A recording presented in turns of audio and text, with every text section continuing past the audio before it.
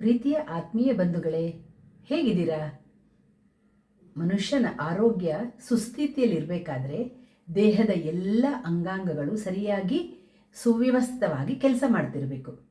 ಅದರಲ್ಲೂ ಪಂಚೇಂದ್ರಿಯಗಳು ಕಣ್ಣು, ಕಿವಿ, ಮೂಗು, ನಾಲಿಗೆ, ಚರ್ಮ ಇವು ಸರಿಯಾದ ರೀತಿಯಲ್ಲಿ ಕೆಲಸ ಮಾಡ್ತಾ ಇದ್ದರೆ ದೇಹ ಸ್ವಲ್ಪ ಸುವ್ಯವಸ್ಥೆಯಲ್ಲಿರುತ್ತೆ ಅನ್ನೋದು ಅರ್ಥ. ಅದು ಈ ಪಂಚೇಂದ್ರಿಯಗಳಲ್ಲಿ ಒಂದಾದ ಚರ್ಮ ನಮ್ಮ ಜೀವನದಲ್ಲಿ ತುಂಬ ಮುಖ್ಯವಾದ ಪಾತ್ರ ವಹಿಸುತ್ತೆ. ಯಾಕಂದರೆ ಸೌಂದರ್ಯದ ಗುಟ್ಟು ಇರೋದೇ ನಮ್ಮ ಚರ್ಮದಲ್ಲಿ. ಹಾಗಾಗಿ ಈ ಚಳಿಗಾಲ ಅಂದರೆ ಈ ಚಳಿಗಾಲ ಶುರುವಾದ ತಕ್ಷಣ ಈ ಚರ್ಮ ಒಡೆಯೋದು ಅಥವಾ ಚರ್ಮದಲ್ಲಿ ಒರಟುತನ ಬರೋದು ಇದೆಲ್ಲ ನಮಗೆ, ಅದು ಡ್ರೈ ಸ್ಕಿನ್ ಇದೆಲ್ಲ ಸಾಮಾನ್ಯ ಆಗತ್ತೆ. ಇದೆಲ್ಲ ಹೋಗ್ಲಾಡ್ಸೋಕ್ಕೆ ನಾವು ಅಂಗಡಿಯಲ್ಲಿ ಸಿಗೋ ರಾಸಾಯನಿಕಯುಕ್ತವಾದ ಕ್ರೀಮ್ಗಳು ಅಥವಾ ಇನ್ನೇನು ಎಲ್ಲ ಬಳಸ್ತೀವಿ. ಅದೆಲ್ಲ ದೇಹಕ್ಕೆ ಅಥವಾ ಚರ್ಮಕ್ಕೆ ಒಳ್ಳೆಯ ಪರಿಣಾಮಕ್ಕಿಂತ ಕೆಟ್ಟ ಪರಿಣಾಮಗಳನ್ನೇ ಜಾಸ್ತಿ ಮಾಡುತ್ತೆ. ಹಾಗಾಗಿ ನಾವು ನೈಸರ್ಗಿಕವಾದ ಅಥವಾ ಮನೆಯಲ್ಲೇ ಸಿಗುವಂತಹ ವಸ್ತುಗಳಿಂದ ನಮ್ಮ ಚರ್ಮವನ್ನು ಸ್ವಲ್ಪ ತೇವಾಂಶದಿಂದ ಕೂಡಿರೋ ಥರ ಅಥವಾ ಹೊಳೆಯುವ ಚರ್ಮ ಇದನ್ನೆಲ್ಲ ನಾವು ಪಡ್ಕೊಳ್ಳೋಕ್ಕೆ ಪ್ರಯತ್ನ ಮಾಡಬೇಕು. ಕೆಲವರ ಚರ್ಮ ಸ್ವಲ್ಪ ಒಣ ಚರ್ಮ ಆಗಿರುತ್ತೆ, ಕೆಲವರ ಚರ್ಮ ಸ್ವಲ್ಪ ಎಣ್ಣೆ ಮಿಶ್ರಿತ ಅಂದರೆ ಆಯಿಲಿ ಸ್ಕಿನ್ ಆಗಿರುತ್ತೆ.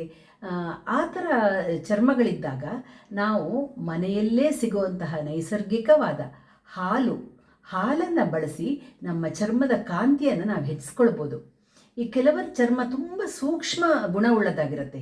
ಈಗ ನಮ್ಮ ಚರ್ಮಗಳಿಗೆ ನಾವು ಯಾವುದೇ ಹೊರಗಡೆ ಅಂಗಡಿಯಲ್ಲಿ ಸಿಗುವಂತಹ ಕ್ರೀಮ್ಗಳಾಗಿರ್ಬೋದು ಅಥವಾ ಈವನ್ನು ಅರಿಶಿನ ಪುಡಿ ಹಚ್ಕೊಂಡ್ರೂ ನಮಗೆ ಕೆಲವು ಸಲ ರಿಯಾಕ್ಷನ್ ಆಗುತ್ತೆ, ಅಂದರೆ ಎಲರ್ಜಿ ಆಗುತ್ತೆ. ಆ ಥರ ಎಲ್ಲ ಚಾನ್ಸಸ್ ತುಂಬ ಆಗುತ್ತೆ.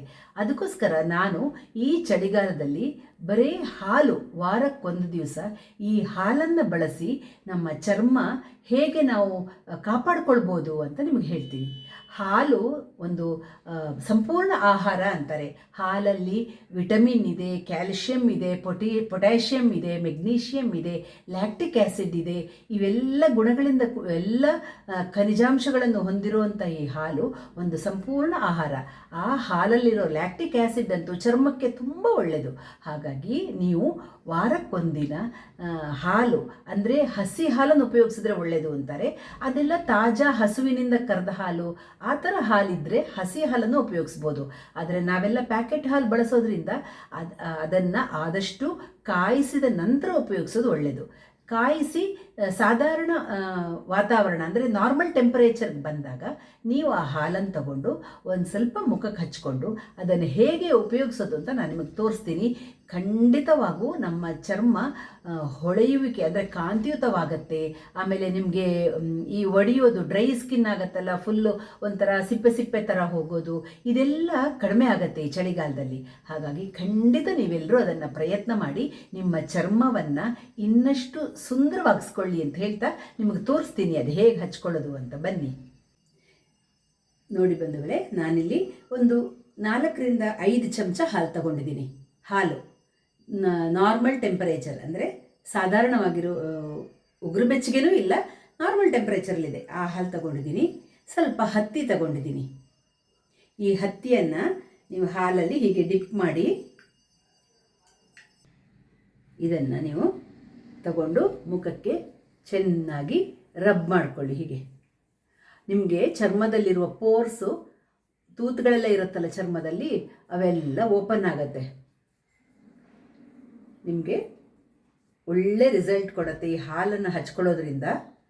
ಒಂದು 50 ವರ್ಷದ ನಂತರ ಇದೆಲ್ಲ ತುಂಬ ಒಳ್ಳೆಯದು. ಸ್ವಲ್ಪ ನಮ್ಮ ಆರೋಗ್ಯ ಅಥವಾ ನಮ್ಮ ಚರ್ಮದ ರಕ್ಷಣೆ ನಾವು ಮಾಡ್ಕೋಬೇಕಲ್ವಾ. ಕೊಳೆ ಅಂಶ, ಚರ್ಮದಲ್ಲಿರುವ ಕೊಳೆ ಅಂಶ, ಹಾಗೆ ನಿಮಗೆ ಇದೆಲ್ಲ ಓಪನ್ ಆಗುತ್ತೆ. ಸ್ವಲ್ಪ ಹಾಲು ತಾಗಿಸ್ಕೊಂಡು ನಿಮ್ಗೆ ಎಷ್ಟು ಬೇಕಷ್ಟು ಹಾಲನ್ನು ಹಚ್ಕೊಂಡು ಒಂದು 10 ನಿಮಿಷಗಳ ಕಾಲ ನೀವು ವೆಯ್ಟ್ ಮಾಡಬೇಕು.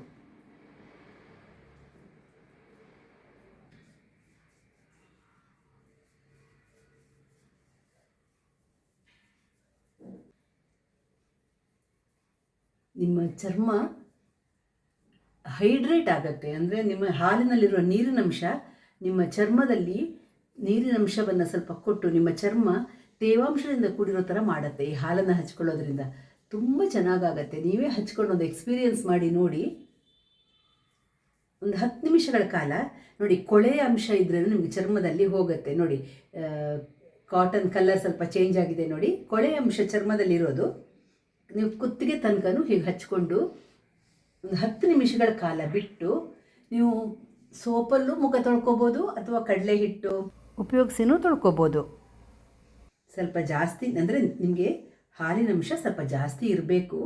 ಫುಲ್ ಡ್ರೈ ಹತ್ತಿನಲ್ಲಿ ಮಾಡಬೇಡಿ.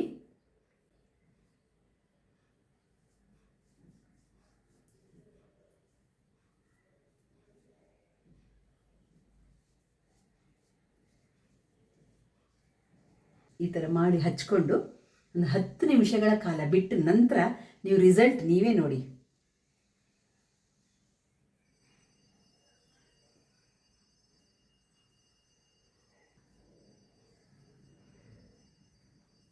ಹತ್ತು ನಿಮಿಷಗಳ ನಂತರ ನಿಮಗೆ ನೋಡಿ, ನಾನು ಮುಖ ತೊಳ್ಕೊಂಡು ಬರ್ತೀನಿ, ಆಗ ನಿಮಗೆ ತೋರಿಸ್ತೀನಿ. 10 ನಿಮಿಷಗಳ ನಂತರ ತೋರಿಸಿದಾಗ ಹೇಗಿರುತ್ತೆ ಅಂತ ನೀವೇ ಹೇಳಿ.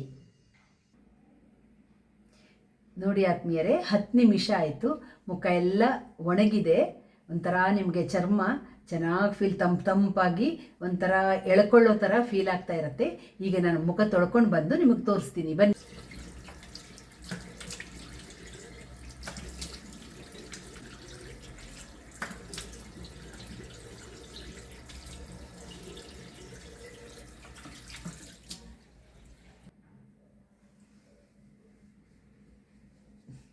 ಮುಖ ನೀವು ನೀರನ್ನೆಲ್ಲ ಒರೆಸ್ಕೊಳ್ಳಿ.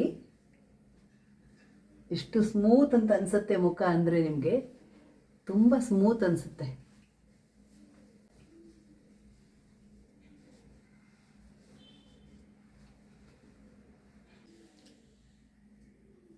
ನೋಡಿ ಆದಮೇಲೆ ಈಗ ಹಾಲು ಹಚ್ಕೊಂಡ ನಂತರ ನೋಡಿ ಎಷ್ಟು ಸ್ಮೂತ್ ಫೀಲ್ ಆಗ್ತಾ ಇದೆ ಅಂದರೆ, ಅಷ್ಟು ನುಣ್ಣಗೆ ನಯವಾಗಿ ನಮಗೆ ಅನಿಸತ್ತೆ.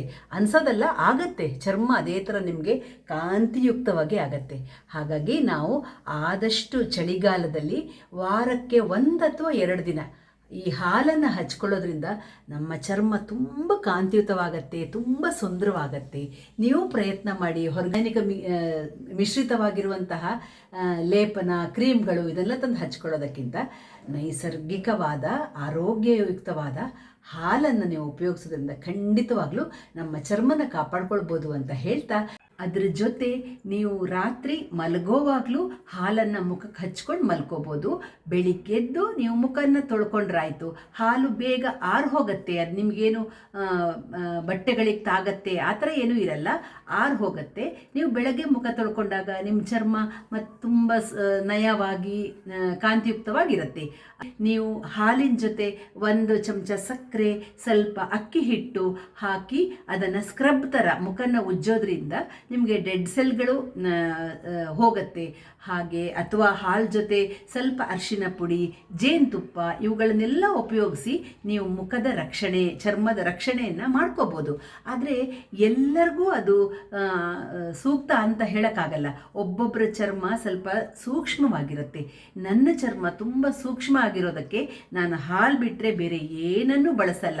ಯಾಕಂದರೆ ಅರಿಶಿನ ಪುಡಿ ಹಚ್ಚಿದ್ರೇನು ಅದರಿಂದ ತೊಂದರೆಯಾಗಿ ನಾನು ಹಿಂದೆ ಅದರ ತೊಂದರೆ ಅನುಭವಿಸಿದ್ದೀನಿ. ಹಾಗಾಗಿ ನಾನು ನನ್ನ ಇಡೀ ಜೀವನ ಬರೀ ಹಾಲು ಹಚ್ಕೊಂಡೇ ಕಳೆಯೋದಷ್ಟೇ, ಇನ್ನೇನು ಚರ್ಮಕ್ಕೆ ಮುಟ್ಸ್ಕೊಳ್ಳಲ್ಲ. ನೀವು ಅದೇ ರೀತಿ ನಿಮ್ಮ ಚರ್ಮಕ್ಕೆ ಯಾವುದು ಸೂಕ್ತ ಅಂತ ನೋಡಿಕೊಂಡು, ಹಾಲಂತೂ ಪ್ರತಿಯೊಬ್ಬರಿಗೂ ಸೆಟ್ ಆಗಿಬಿಡತ್ತೆ. ನೀವು ಅದನ್ನು ಹಚ್ಕೊಂಡು ನಿಮ್ಮ ಚರ್ಮವನ್ನು ಸುಂದರವಾಗಿಸ್ಕೊಂಡು ಕಾಂತಿಯುಕ್ತವಾಗಿಸ್ಕೊಂಡು ನೀವು ಇರೋ ವಯಸ್ಸಿಗಿಂತ ಇನ್ನೂ ಚಿಕ್ಕ ವಯಸ್ಸಿನವ್ರ ಥರ ನಿಮ್ಮ ಸೌಂದರ್ಯವನ್ನು ವೃದ್ಧಿಸ್ಕೊಂಡು ಚೆನ್ನಾಗಿ ಕಾಣ್ಬೋದು ಅಂತ ಹೇಳ್ತಾ ಸಿಗೋಣ ಮುಂದಿನ ವಿಡಿಯೋದಲ್ಲಿ. ಅಲ್ಲಿ ತನಕ ರಾಯರು ನಮ್ಮನ್ನು ನಿಮ್ಮೆಲ್ಲರನ್ನ ಚೆನ್ನಾಗಿಟ್ಟಿರಲಿ ಅಂತ ಪ್ರಾರ್ಥಿಸ್ತಾ ಸಿಗೋಣ. ಧನ್ಯವಾದಗಳು. ನಮಸ್ಕಾರ.